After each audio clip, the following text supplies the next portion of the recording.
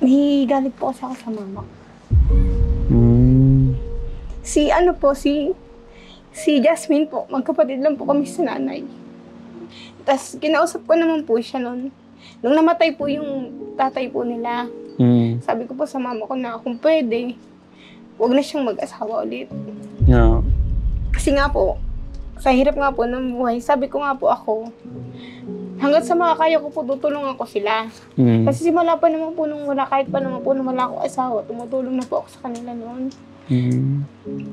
Eh, hindi ko rin po gusto kasi yung stepfather nga po nila. Hindi ko, may respeto po ako sa tao, pero yung pong ganong klaseng tao, hindi ko po kayang respetuhin.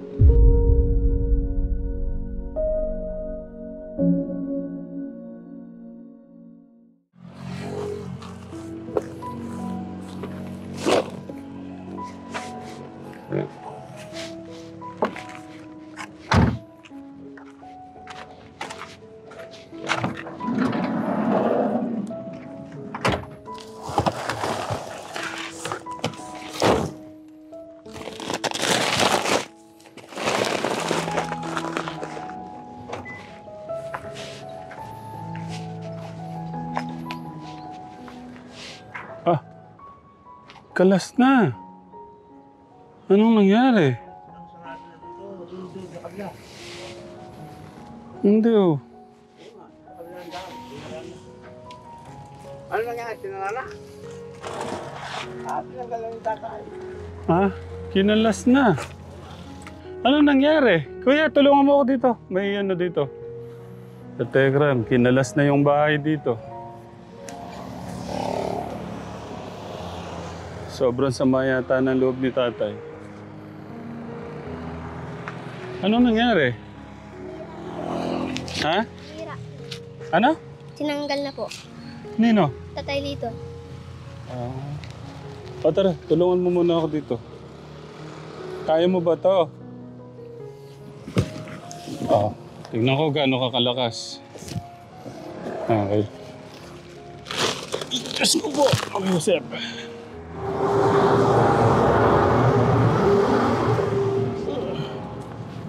O, daan-daan. Ay, Diyos ko po.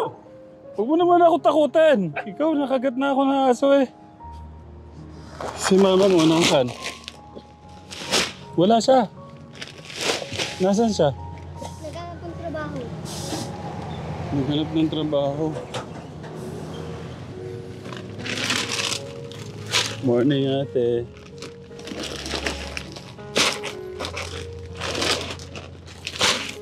Ay.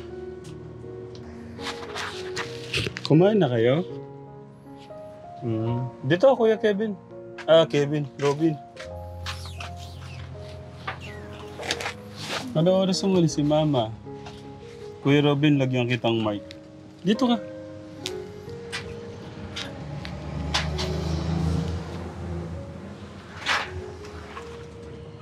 Ano ginawa ni Mama? Umalis po. Yan ang ginawa. Maghanap po daw trabaho. Trabaho. Anong oras umalis? Kanina lang po. Kumain na nga pala kayo. Ano ulam niyo? Isda po. Basta. Anong nangyari doon? Sinira na po. Pinasira na po ni boss. Bakit daw? Hindi ko po alam eh. Nasa baba po ako naglilinis eh. Saan ka naglilinis doon? Sa puntod po. Pinalinis po ni boss. Anong oras kaya makakabalik sa mama niyo? Gabi po. Gabi na. May ano pala dyan, Kuya? Tinapay. Oh. Nata na kayo.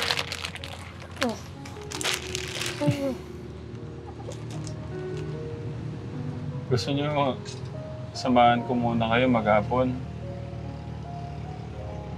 Para may kasama kayo. Babantay pa po ako eh. Magbabantay kayo doon.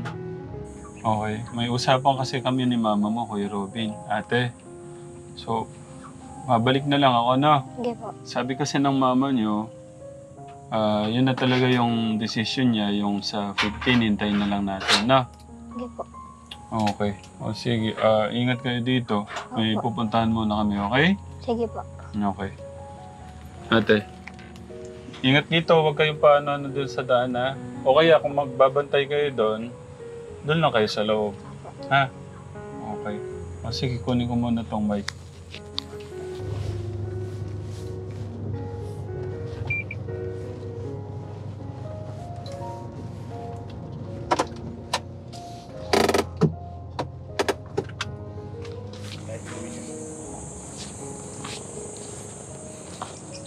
Maganda tanghali po.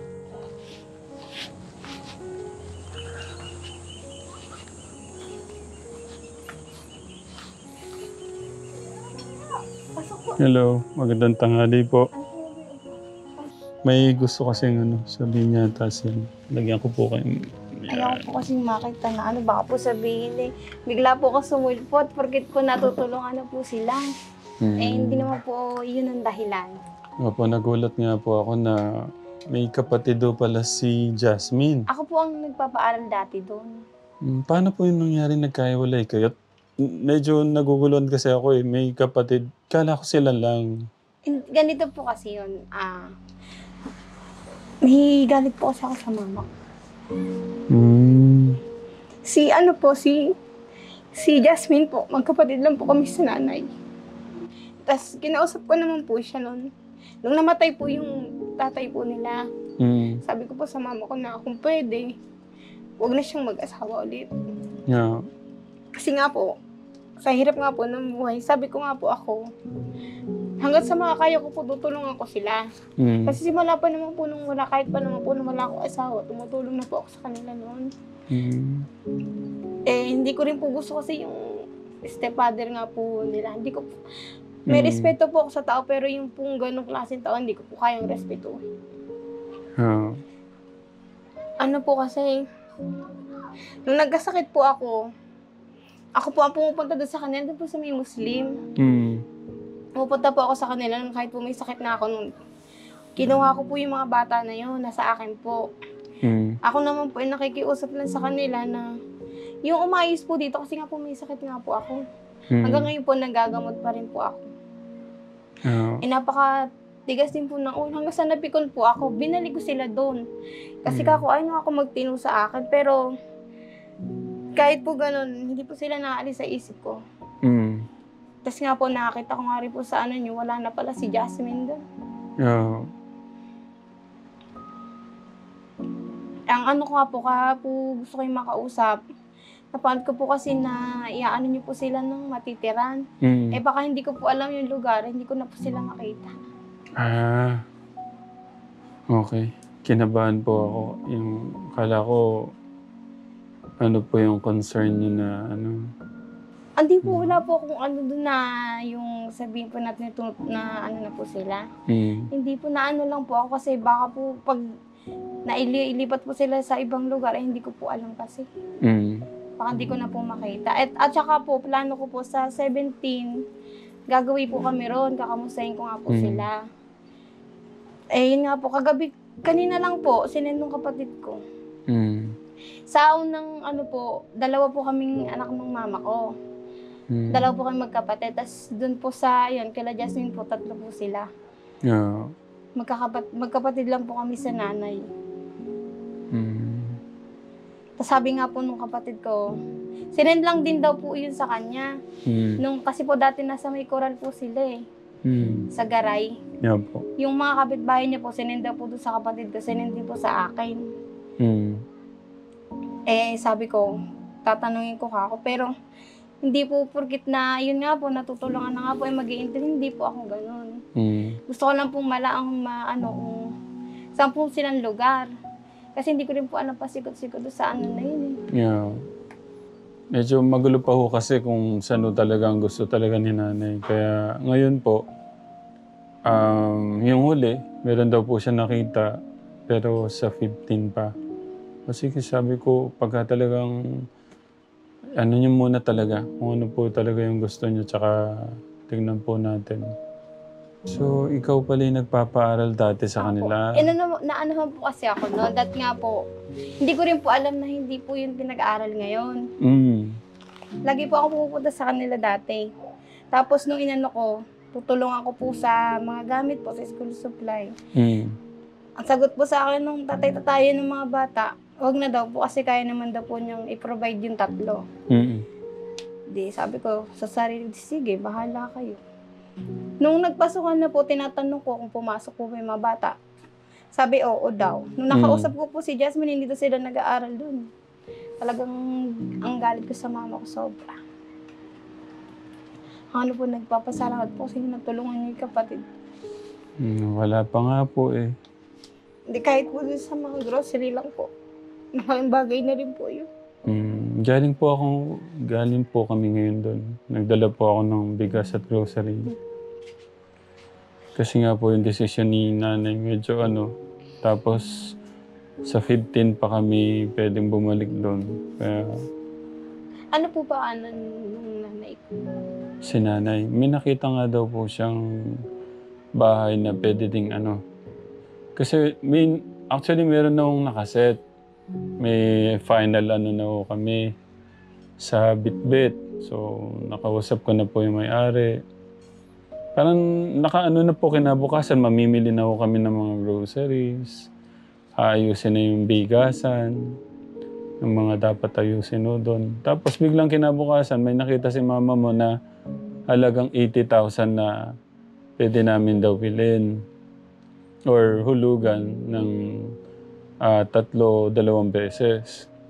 Tapos hanggang sa sabi nung may-ari, hindi na daw ibebenta. So yun, naganap na naman kami ng bago. May kapatid po kasi siya sa may Bigte. Kapatid sa Bigte. Bala ko din po pumunta na ng 17. Magpapasama lang po sana kami kay mama kasi hindi ko rin po alam kung saan yung tita ko doon.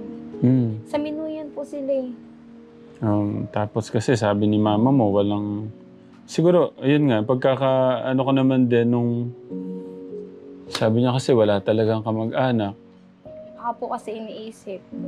Baka Lahat naman na po may mga pamilya, ay na rin po niya parang ganun.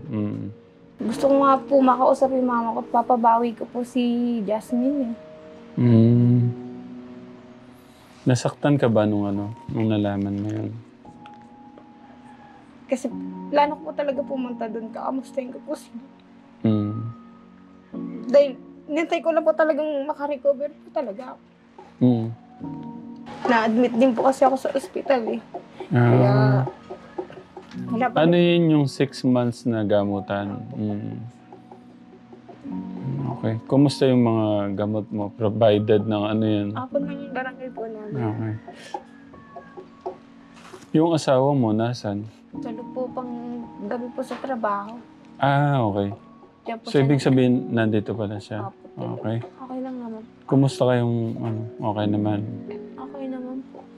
Okay. Sige, kwento mo sa amin yung naputol na naman kita about doon sa kay Jasmine.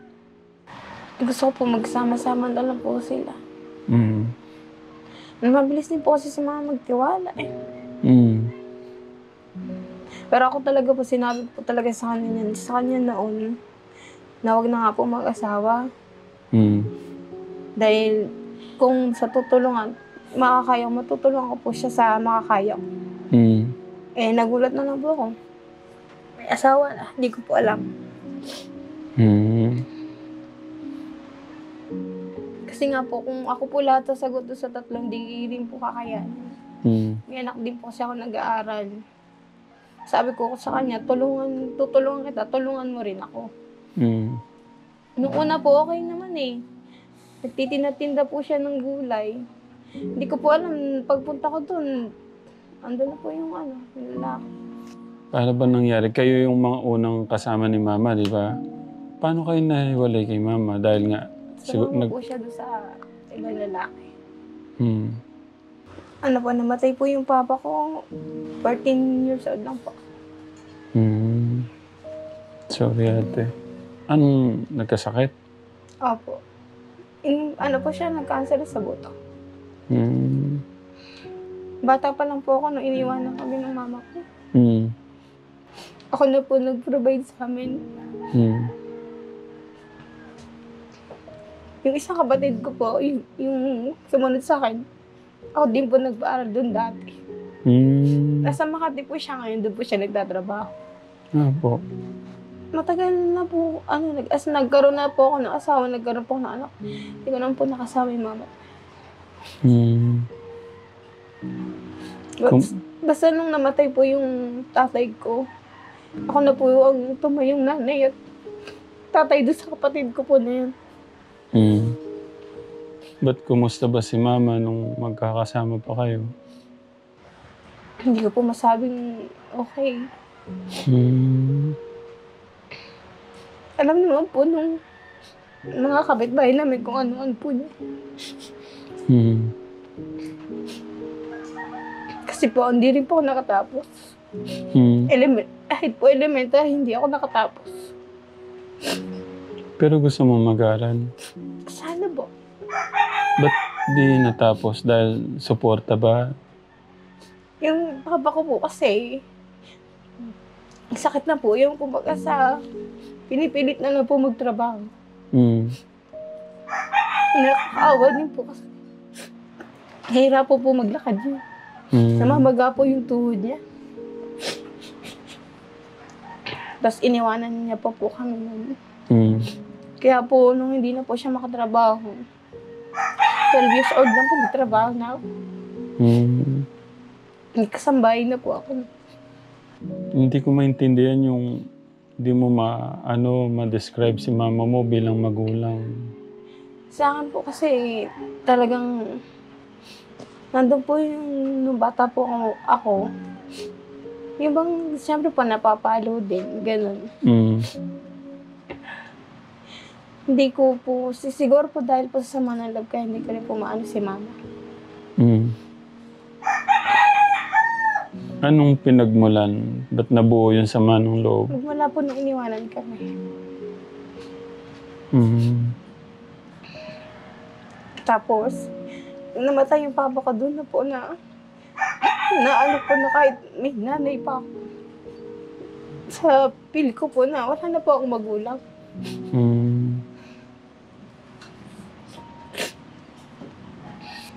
Kaya nga po nung nakita ko yung kalagayan ng mga kapatid ko na sa ganun na po nakatira, sabi ko. Yeah. Parang lang nasa ate, kulungan ng Naaya ko na rin po sila na sa akin dito eh. Ayaw lang po ni mama. Dati doon po sila nakatira na sa may baba po sa may mga Muslim po. Ganun lang din po itsura ng bahay nila. Pinagtagpi-tagpi po. Tumira din po ako doon kasi nga po na nagkasakit nga po ako, nahihirapan po ako. Totoo po yung sinasabi ng mga bata, nagugutom sila doon. Kasi po nung pumunta ako doon, ako po nagdala ng bigas, ng grocery. Kahit po pambiling pang-ulam na wala pang binibigay yung lalaki. Kaya nga po sinasabi na iniiwanan sila ng maka, hindi po totoo yun. Kasi po ako po mismo naranasan. Nawala yung papa niyo, mga ilang taon bago siya nag-asawa ulit? Hindi po, buhay pa po yung papa ko, sumama na po siya sa ibang lalaki. Yes. Okay, sorry. Tapos yun po, 12 years old lang po ako, nagtrabaho na po ako. Kaya pala yung sama ng loob kay mama mo, sobrang bigat.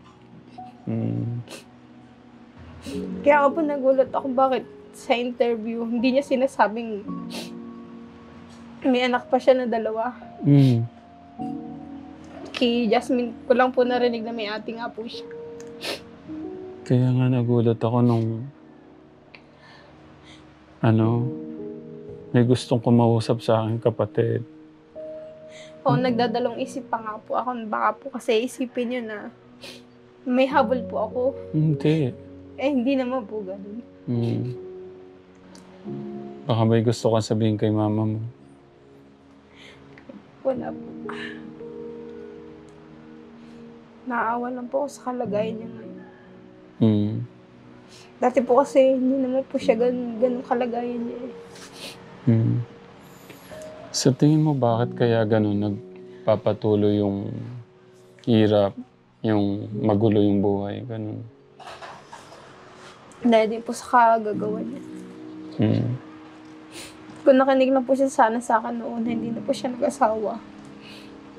Baka po hindi nakaranas ng pananakit ng ibang tao yung mga kapatid ko. Mm. Wala rin po akong magagawa kung magdidesisyon siya, mag-asawa siya ulit. Pero ang akin lang sana, kung nakinig po siya sana sa akin, baka hindi po umabot sa ganun. Mm. Sige. Gusto kong itanong gaano mo katagal na kasama yung stepfather, ay yung kinakasama ng mama mo? Yung tumira lang po ako doon halos 1 linggo lang po yata ako. 1 linggo lang. Sige, ano mo sa akin. Kwento mo sa amin paano ka pinakisamahan. Hindi, Ano yung mga nakita mo sa kanya? ayun nga po, hindi nga po siya nag-iiwan ng... Alam niya na pong wala nga pong makakain yung mga bata. Kahit po sana pambili lang ng bigas at ulam, wala. Mm. Tulad po nung umalis na po ako doon, nagdala nga po ako ng grocery doon. Iniwanan ko po sa kanila yun. Sabi po sa akin ni Jasmine, ate, pag umuwi ka, kukunin yan, dadalhin daw po doon sa trabaho. Mm. Sabi ko, wag kang pumayag kasi ako naman may dala niyan. Mm. Kaya sa inyo yan. Mm. Magmula po nung umalis ako doon, di na po ako nakakabalik pa. Yeah. Gawa nga po nung nagkasakit nga po ako. Mm. Kasi nga po, yun nga, marami nga po sumusakan yung mga kapatid ko. Mm. Kinausap ko po yung mama ko, bakit yun? Di naman po siya kumikibo eh. Tapos may nagano sa akin si... kilala mo ba to? Si Jeff. Sabi niya, boss, kasamahan ko po ang kuya ni Jasmine sa trabaho. Oo, yun po. Barkada niya po yun. Mm. Sabi niya, pwede ko po bang malaman kung nasaan ang bata? Wala na po pala sa kanila. So sila din naghahanap pala? Mga kapitbahay nila po iyan doon sa Coral. Si nanay kasi biglang nawala si Jasmine nga naman eh. No? Mga PM lang sa akin. Baka binenta. Kung anong ginawa sa bata. Kaya nga gusto ko rin po kaya nga po pupunta ako doon at makakausap nga. Papabawi ko nga po. Yeah. Pero kilala naman daw ng mama mo yung si madam. Sabi ko siguro yung kilala po nyo. Tapos safe yung bata. Sabi ko ganun. Okay naman daw po yung bata. Tapos ang ko din doon, sabi ko wala naman ding problema. Kasi mas maganda nga sa Manila siya makakapag-aral at mas maganda yung doon, sabi ko nga. Kaso ngayon, siyempre, madami din nasasaktan gaya mo pala, kapatid. Pero ganun pa man, kahit hindi nyo buong kapatid, buong kapatid, yung love nyo, ramdam ko naman. Sobrang yung mahal yung kapatid niyo. Gusto ko lang iwan sa'yo, Ate Emma. Yung yung sobra kasing bigat na. Parang nararamdaman ko nga yung bigat ng hindi ka makapagsalita sa iyak. Mahirap kasi pag dinala mo yan habang buhay. Mapapagod yung puso mo, yung isip mo. Subukan mong hawakan yung kahit yung lapis lang. Ganituin mo lang. O kahit yung baso. Hindi mo kakayanin maghapon. Bibigay yung kamay mo. Mangangalay, mapapagod. Parang ganun din yung puso natin. Kaya wag natin hayaan na yung sama ng loob, yung sakit, yung babalot sa puso natin.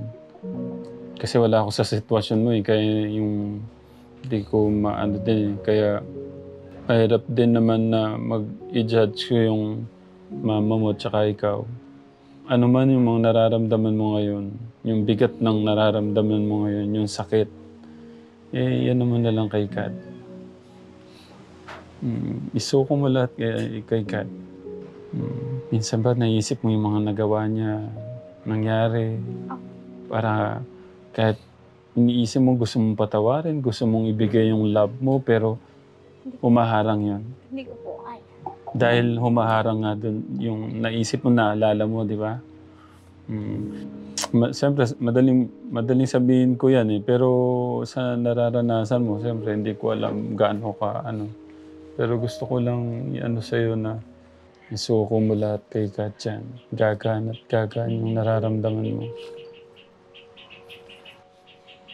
Simula po kasi pagkabata, hindi ko po naramdaman pagmamahal niya. Okay.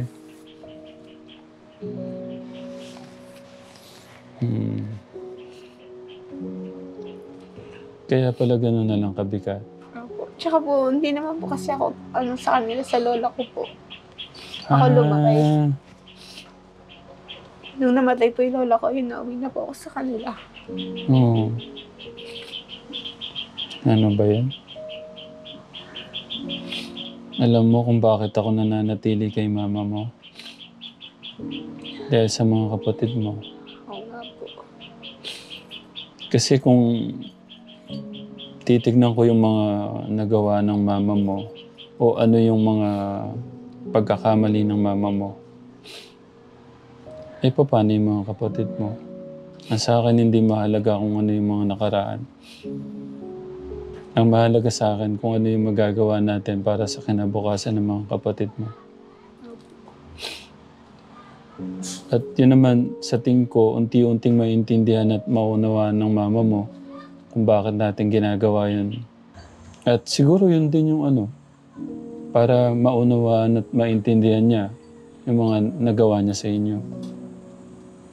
Kung bakit nangyayari siguro to. Kaya para po sarili na lang din po akong walang magulang na ano. Simula po nung namatay yung papa. Yeah. Kasi nga po, andyan nga po siya. Pero, hindi naman niya po kami pinupuntahan noon. Maisipan lang po niya. Kasi nga po, nandun na nga po siya sa tatay nila, Jasmine. Kaya nga po, parang nasanay na lang din po ako na hindi po siya nakikita. So, naramdaman mo talaga yung ano.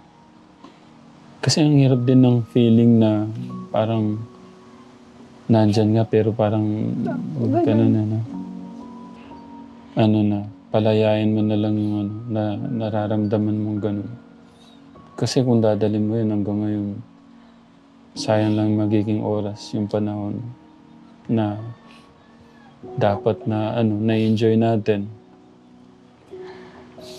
Kaya pala parang ganun na lang kalungkot yung mukha ng mama mo.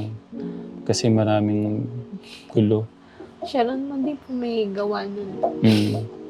Pero ako natutuwa ako na ano, gusto mo akong makausap. At yung parang nararamdaman mo. Nung na-open mo yung mga na-open mo yung nararamdaman mo, may kuminhawa naman. Opo. Kinikimkim ko na po kasi ito. Parang gusto mong isumbong yung mama mo. Sabihin lahat ng ano, di ba? Ano naman, nakikita ko naman kay mama mo parang nandun yung parang gusto niyang ibigay naman yung best sa mga kapatid mo. Paano po para makaano na kami? Sige po, thank you po. Welcome po. Wala na po talagang sasabihin. Pag nakita na lang. Nakita na lang po kayo. Okay. Ano lang po, mag-ingat po sila doon. Tsaka nami-miss ko na rin naman po sila. Yung bigat na nararamdaman ni ate. Tsaka huwag ko kayong mag-alala. Binigyan man ako ng ano ni nanay yan na kumbaga sabi niya hanggang 15 yung kausap niya. Siguro hindi naman mauubos yung dinala ko ngayon doon bago mag ano, no? Kuya August? 10 days na lang. No. Hindi nila kaya ubusin. At kung ano naman yung ano. Basta pag-pray natin, ate, no? Paano po? Mamayang gabi, alam niyo na gagawin niyo. Okay? I-ano niyo lang, palayain niyo na lang yung mga, kung ano man po yung mga nararamdaman. Okay? Apo, thank you. Sige po. Welcome po.